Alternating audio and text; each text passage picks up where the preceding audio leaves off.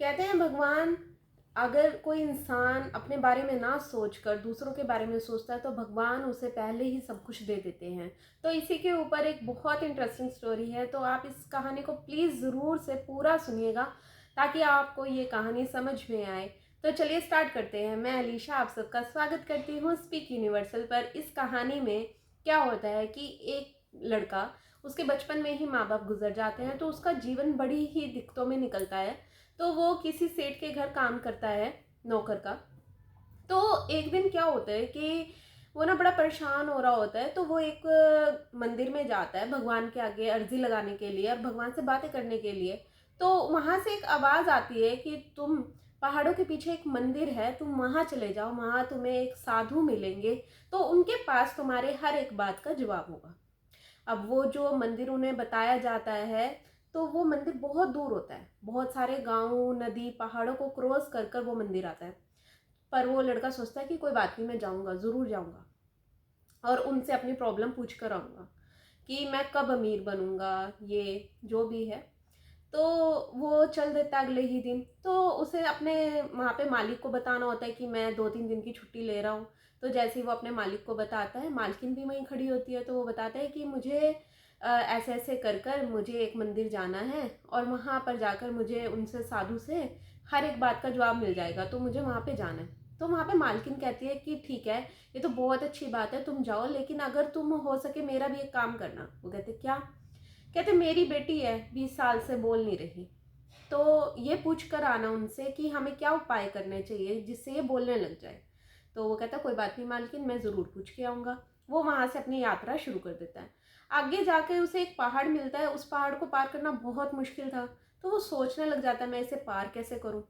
वहाँ पर पेड़ के नीचे उसे एक साधु मिलते हैं और तो वो उनसे पूछता है कि मुझे पहाड़ पार करना है, तो मुझे कोई रास्ता दिखाइए। तो वो साधु कहते हैं कि मैं एक जादूगर हूँ। उनके पास एक छड़ी होती है, तो वो कहते हैं मैं एक जादूगर हूँ और मैं यहाँ से यहाँ पर बैठकर कई सालों से तपस्या कर रहा हूँ और मैं चाहता हूँ कि मुझे स्वर्ग की प्राप्ति हो जाए। तो तुम अगर उस मंदिर में जा रहे हो, अगर वहाँ पे वो जो साधु हैं, तो मैंने भी उनके बारे में बहुत सुना है, तो तुम उनसे मेरे बारे में भी पूछ कर आना। तो वो कहता कोई बात नहीं, आप मुझे पहाड़ पार करवा दीजिए। वो अपनी छड़ी घुमाता है और जैसे ही घुमाते हैं पहाड़ वो पार कर लेता है। आगे जाके एक नदी मिलती है, बहुत गहरी नदी होती है और बहुत बड़ी विशाल नदी होती है, उसको पार करना बहुत मुश्किल होता है। तो वहाँ पे एक मछली आती है और वो मछली से पूछता है कि मुझे ये नदी पार करनी है, प्लीज़ मेरी मदद कर दो।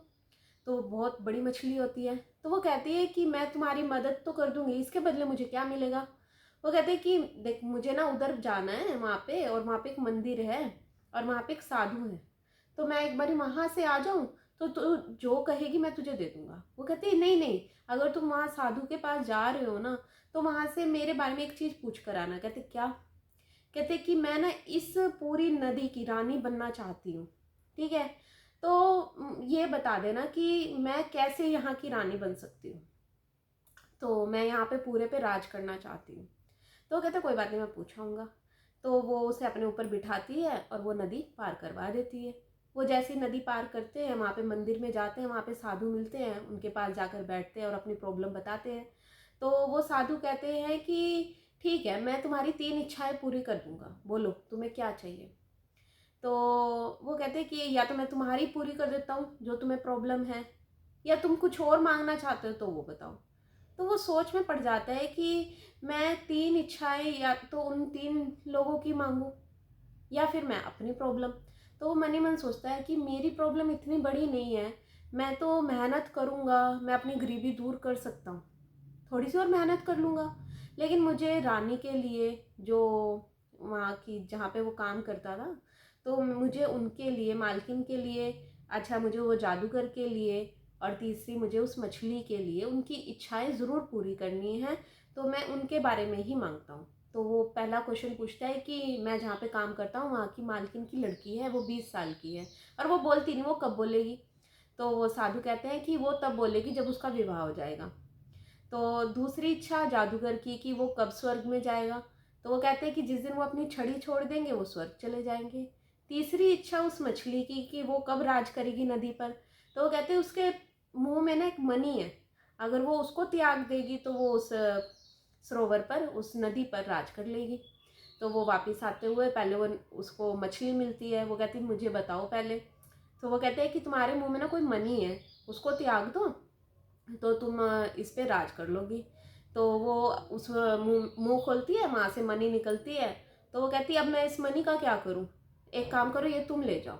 और जैसे ही वो मनी उसको देती है, वो तो उसके वहाँ नदी से आवाज़ आती है, देवता प्रकट होते हैं और वो उसे वहाँ की मालकिन बना देते हैं।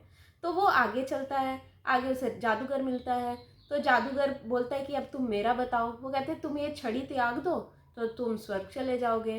वो कहता है इस छड़ी का मैं क्या करूँगा, त्याग तो दूंगा पर इसे कहाँ गेरूँ, एक काम करो ये तुम ले जाओ। वो ले लेता है और वो वहाँ पे स्वर्ग की प्राप्ति हो जाती है। फिर वो आता है महल में, तो वहाँ मालकिन पूछती है कि तुमने मेरे बारे में पूछा। वो कहते हैं हाँ पूछा। वो कहते हैं कि जिस दिन आप इस गुड़िया की शादी करवा दोगे तो ये बोलने लग जाएगी।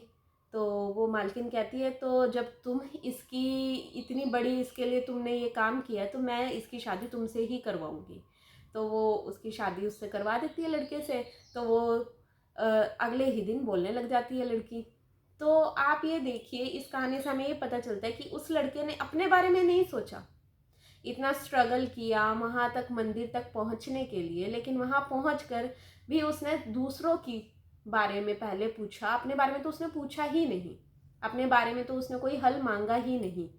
उसने और लोगों की इच्छाएं पूरी करने का पहले सोचा। तो उसके साथ कितना अच्छा हुआ, उसको मनी भी मिल गई, उसको जादू की छड़ी भी मिल गई, उसकी ताकत जो उसके साथ रहेगी, और उसको देख लो राजयोग भी मिल गया, वो मालिक बन गया एकदम। तो तभी कहते हैं कि दूसरों के बारे में सोचोगे तो आपका हमेशा अच्छा होगा। दूसरों के बारे में अच्छा सोचो तो भगवान आपके साथ भी अच्छा ही करेगा। तो कैसी लगी आपको ये कहानी? आई होप आप सबको पसंद आई होगी ये कहानी। तो प्लीज़ लाइक और सब्सक्राइब ज़रूर करें।